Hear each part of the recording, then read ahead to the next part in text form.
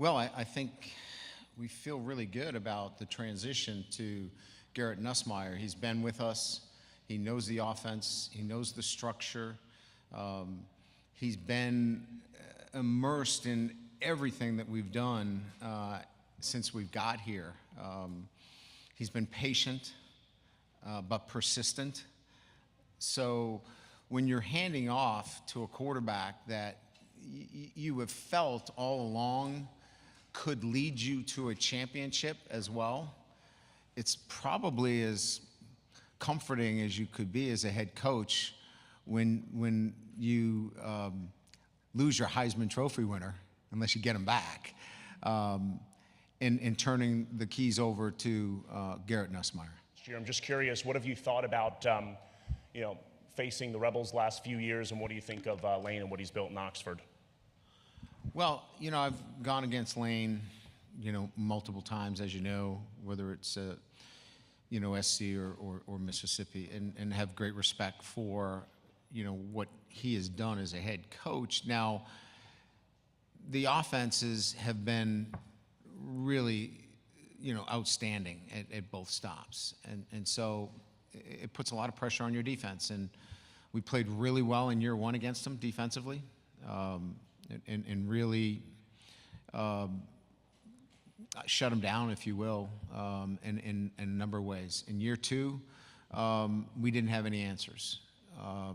And so I think when you look at this matchup, it really was indicative of what our problems were.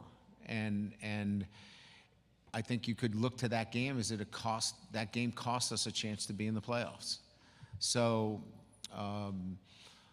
in many ways, the Mississippi game forced our hand in a lot of ways to really evaluate our defense and what we needed to do in the offseason. So subsequently, we made wholesale changes on the defensive side of the ball with staff, and we've looked at it hard in terms of the personnel and what we're doing, and that game really became the mark for where we can't go again. You've had an incredible amount of success in year three in your past stops. Are there any similarities that you, looking back, that made those teams so successful in year three? Well, each stop along the way has had similar, has really the same process in terms of how I've gone about building the program. So this is the most accountable team that I've had. This has got the best leadership that I've had here at LSU.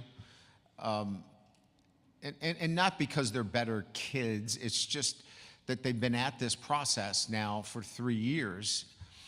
There's trust within the ranks. They're trusting each other. They're trusting the coaching. They're trusting what we're doing on a day-to-day basis. So that has generally led to success on the field. Now, all those teams in year three have caught the ball, tackled the football, played their best when their best is needed, all those things we haven't done yet. But the similarities are what I've just laid out, is they've been the most accountable, they've been the most trusting, they've had the best leadership, and this team does as well. Kalen DeBoer joining the conference. You guys have kind of similar journeys, spending several years at the lower classifications of college football. How much in getting your first head coaching job at that level? How much respect do you have for someone that made that type of journey, and what does it really take to get from there to sitting here as an SEC head coach right now? We got to win. That's like a prerequisite. I think, what Kalen has done really well certainly is adapted, to whatever the situation is. And I think the adaptability to whatever his situation is has allowed him to continue to progress. He's got a great offensive mind, but he's got and has built great relationships with his players. You can see that. You can see that there's a closeness that he's built. And look, at the end of the day, he's got to oversee an entire program.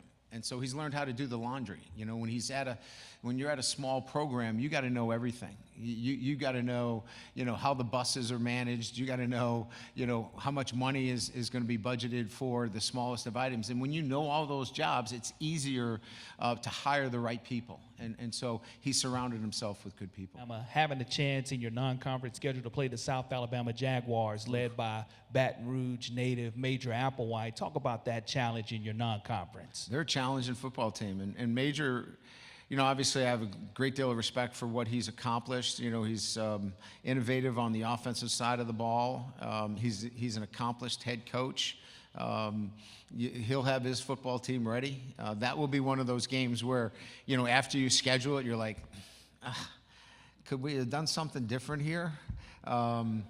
It's going to be a challenging game where we'll have to be very well prepared to go against innovative offensive structure, and they've recruited well because of their defensive head coach and that was there. They had some really good defensive talent, so it'll be a challenging football game.